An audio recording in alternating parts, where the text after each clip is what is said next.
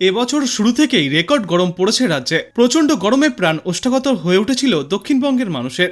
তাই এই গরমের হাত থেকে বাঁচতে চাতক পাখির মতো বৃষ্টির অপেক্ষায় রয়েছে রাজ্যবাসী। কবে দক্ষিণবঙ্গে প্রবেশ করতে চলেছে প্রাকবর্ষা, এই প্রশ্নই ছিল সবার মুখে। ইতিমধ্যেই প্রাকবর্ষার জেরে দক্ষিণবঙ্গে ছিটেফোঁটা বৃষ্টিপাত শুরু হয়েছে। তবে আপাতত একটানা বৃষ্টির সম্ভাবনা না থাকলেও আগামী কয়েকদিনের মধ্যেই দক্ষিণবঙ্গে প্রবেশ করতে চলেছে প্রাকবর্ষা, যার জেরে টানা বৃষ্টির সম্ভাবনা রয়েছে। কবে দক্ষিণবঙ্গে ফাইনালি প্রবেশ করতে চলেছে প্রাকবর্ষা, কি বলছে আবহাওয়া দপ্তর, দুই বঙ্গের কোথায় কোথায় রয়েছে কি সতর্কতা, দেখে নিন বিস্তারিত। যদিও ইতিমধ্যেই আবহাওয়া দপ্তর জানিয়েছে চলতি সপ্তাহেই প্রাকবর্ষা ঢুকতে চলেছে দক্ষিণবঙ্গের একাধিক অংশে, কিন্তু সত্যিই কি তাই? চলতি সপ্তাহে কি সত্যিই দেখা মিলবে বৃষ্টির? তা নিয়ে এখনো বেশ দ্বন্দ্বে রয়েছে দক্ষিণবঙ্গবাসী। চলতি সপ্তাহ জুড়ে গাঙ্গেয় পশ্চিমবঙ্গে থাকবে মেঘলা আকাশ। দক্ষিণবঙ্গে মোটামুটি সমস্ত জেলাতেই থাকবে বজ্র বিদ্যুৎ সহ বৃষ্টি। গতকালও যেমন একাধিক জায়গাতে হালকা থেকে মাঝারি, কোথাও কোথাও আবার বিক্ষিপ্ত ভারী বৃষ্টি হতে দেখা গিয়েছে। আজও ঠিক তেমনই আবহাওয়া থাকবে, যদিও পশ্চিমের জেলাগুলিতে বৃষ্টির পরিমাণ বেশি হবে বলেই জানা যাচ্ছে। সঙ্গে ব্যাপক বজ্র বিদ্যুৎ চমকাবে বলেও খবর। আবহাওয়া দপ্তর জানিয়েছে এই সপ্তাহের শেষের দিকে ইসলামপুর থেকে নিচের দিকে নেমে আসবে মৌসুমী বায়ু।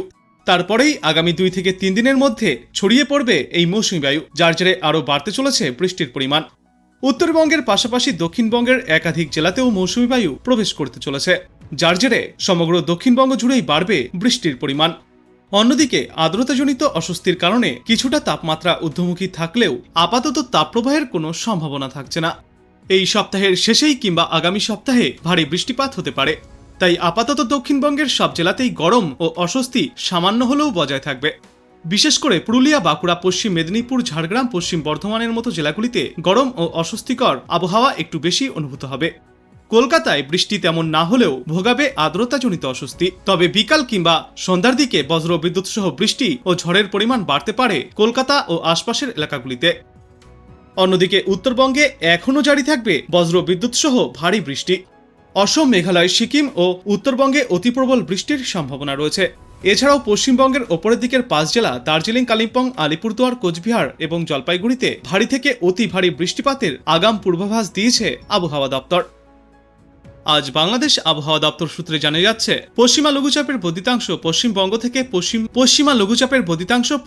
থেকে উত্তর পশ্চিম বঙ্গোপসাগর পর্যন্ত বিস্তৃত রয়েছে। মৌসুমী বায়ু বাংলাদেশের ওপর সক্রিয় এবং উত্তর বঙ্গোপসাগরের অন্যত্র মাঝারি থেকে প্রবল অবস্থায় রয়েছে। এই সিস্টেমের জেরে আজ রংপুর, রাজশাহী, ঢাকা, ময়মনসিংহ, খুলনা, বরিশাল, চট্টগ্রাম ও সিলেট বিভাগের অধিকাংশ জায়গায় অস্থায়ীভাবে দমকা হাওয়া সহ হালকা থেকে মাঝারি ধরনের বৃষ্টি বা বজ্রবৃষ্টিপাত হতে পারে। সেই সাথে দেশের কোথাও কোথাও মাঝারি ধরনের ভারী থেকে অতি ভারী বর্ষণ হতে পারে। সারা দেশ জুড়ে দিন এবং রাতের তাপমাত্রা প্রায় অপরিবর্তিতই থাকতে পারে। এরপর আগামীকাল রংপুর, ময়মনসিংহ, চট্টগ্রাম ও সিলেট বিভাগের অধিকাংশ জায়গায়, রাজশাহী ও ঢাকা বিভাগের অনেক জায়গায় এবং খুলনা ও বরিশাল বিভাগের কিছু কিছু জায়গায় অস্থায়ীভাবে দমকা হাওয়া সহ হালকা থেকে মাঝারি ধরনের বৃষ্টি বা বজ্রবৃষ্টিপাত হতে পারে। সেই সাথে রংপুর, ময়মনসিংহ ও সিলেট বিভাগের কোথাও কোথাও মাঝারি ধরনের ভারী থেকে অতি ভারী বর্ষণ হতে পারে। সারা দেশ জুড়ে দিনের তাপমাত্রা সামান্য বৃদ্ধি পেতে পারে এবং রাতের তাপমাত্রা প্রায় অপরিবর্তিতই থাকবে।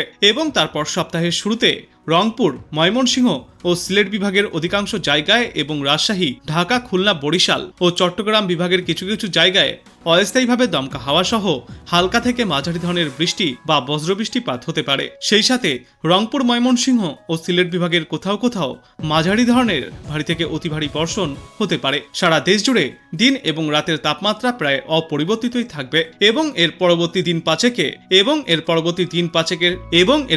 দিন পাঁচেকের শেষের দিকে বৃষ্টিপাতের প্রবণতা ক্রমশই বৃদ্ধি পাবে সমগ্র বাংলাদেশ জুড়ে।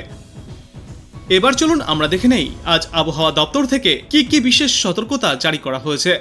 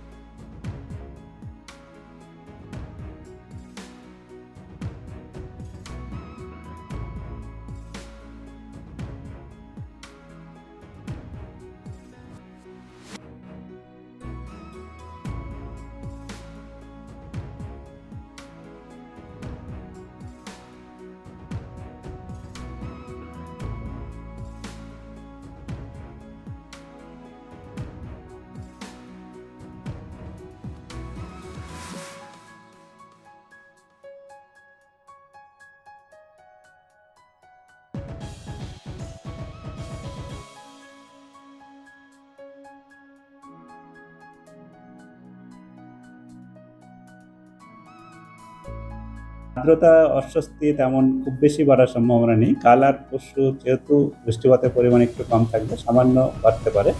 তবে আমাদের মৌসুমী বায়ু প্রবেশ করে গেছে, তার জন্যে আর্দ্রতা আগেকার মতো যেটা আপনার হট অ্যান্ড হিউমিড যেটা ছিল সেটা হওয়ার সম্ভাবনা নেই। উত্তরবঙ্গে তো আপনার আমাদের মের লাস্টে ৩৩ তারিখ নাগাদ যেটা হয়েছিল, তারপরে আমাদের এখানে গতকাল ২১ তারিখে হলো, আপনার ডিফারেন্সটা ২০ দিনের মতো। হ্যাঁ, অনেকবারই ডিফারেন্স এটা হয় আপনার। দেখো 2022-এও যেমন ৩ তারিখে জুনে হয়েছিল উত্তরবঙ্গে, ১৮ তারিখে মনে হয় দক্ষিণবঙ্গে হয়েছিল। দক্ষিণবঙ্গের জেলাগুলোতে অনেক জায়গাতেই হালকা থেকে মাঝারি বৃষ্টিপাত হওয়ার সম্ভাবনা, কয়েক জায়গায় বজ্রবিদ্যুৎ সহ বৃষ্টিপাতের সম্ভাবনা রয়েছে। দক্ষিণবঙ্গে বৃষ্টির তীব্রতা খুব বেশি থাকবে না, কেবল হালকা থেকে মাঝারি বৃষ্টিপাত হওয়ার সম্ভাবনা থাকবে। আজকের পরে কাল 23-24 বৃষ্টিপাত আরও কম হওয়ার সম্ভাবনা থাকবে দক্ষিণবঙ্গে, কেবল কয়েক জায়গাতেই হালকা বৃষ্টিপাতের সম্ভাবনা থাকবে। 23-24-এর পরে 25-26 থেকে আবার ক্রমশ বৃষ্টিপাত বাড়ার সম্ভাবনা থাকবে দক্ষিণবঙ্গে। কলকাতা ও তার পার্শ্ববর্তী অঞ্চলে মূলত সাধারণত মেঘলা আকাশ থাকার সম্ভাবনাই আছে।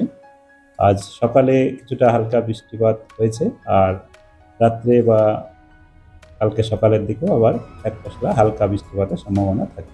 তো আপনি কোথা থেকে দেখছেন এই আবহাওয়ার পূর্বাভাস এবং সেখানে কেমন রয়েছে আবহাওয়া, অবশ্যই কমেন্ট করে জানাবেন। ভিডিওটায় একটি লাইক করবেন আর পরবর্তীতে এমনই গুরুত্বপূর্ণ খবরগুলিকে সবার আগে দেখতে চ্যানেলটাকে সাবস্ক্রাইব করবেন। ধন্যবাদ।